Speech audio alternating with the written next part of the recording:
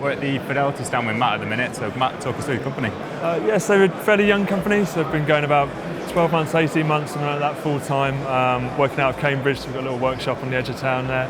My background's actually in marketing for the last 10 years, but about 2 years ago decided to make a bit of a change, do something that we've really enjoyed doing, always been messing about with guitars and playing guitars and upgrading and changing pickups. So something I enjoyed, thought I'd try and make a career out of it. Yeah, so found a little room in a barn outside of town, no electricity, no heating, no water, just took some wood along, saws and a few power tools and took it from there. And 2 years down the line, now we're here, got some reviews going in. These gorgeous guitars. Yeah, that's right. So talk us through what we've got here then. Yeah, so we've got a couple of different shapes. So this is the first one we came up with, which is called we call it a double standard.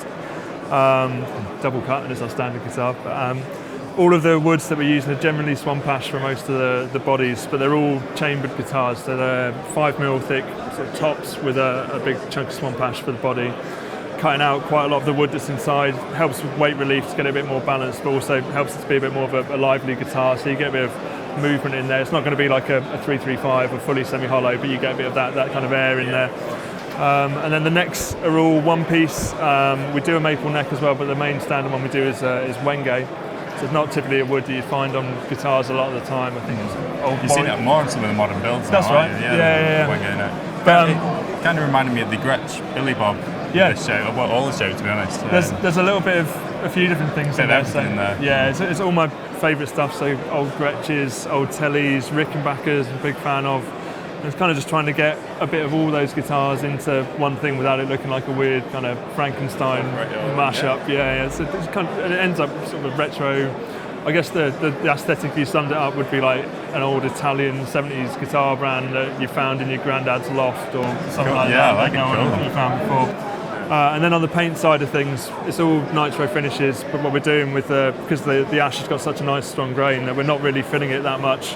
So rather than trying to flatten it and make it a really flat sort of solid top, what we're doing is just painting onto it and letting it sink into the grain more, and sort of building up these different layered coloured finishes and then working back through it, and that helps with that same kind of like old aesthetic, even though it's a new guitar.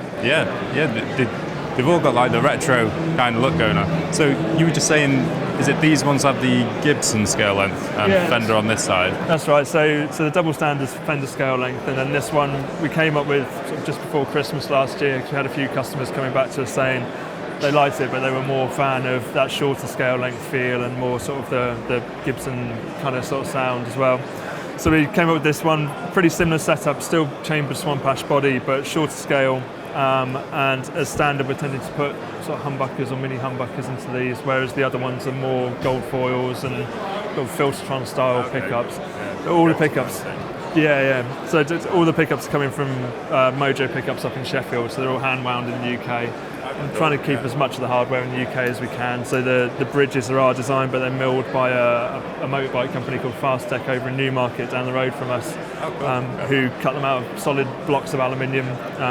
Same for the ferrule blocks on the back, so they do the same for us out of solid brass. So we've got some really nice. Keeping it local, yeah. Yeah, keeping it local. Nice. And keep as much of the money that goes into the guitar in the UK as we can. Really, trying to share it well.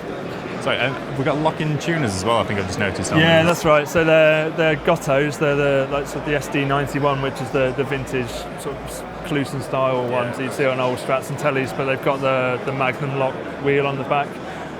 It's just, I love the look of those tuners, but always absolutely hated the slot-headed ones where you have to cut the string to length and you spend 10 minutes jamming it under your fingernails and it doesn't stay on. So it's a nice compromise. You still get the look, but you can just stick a string there really quickly. So much easier as well than string changes.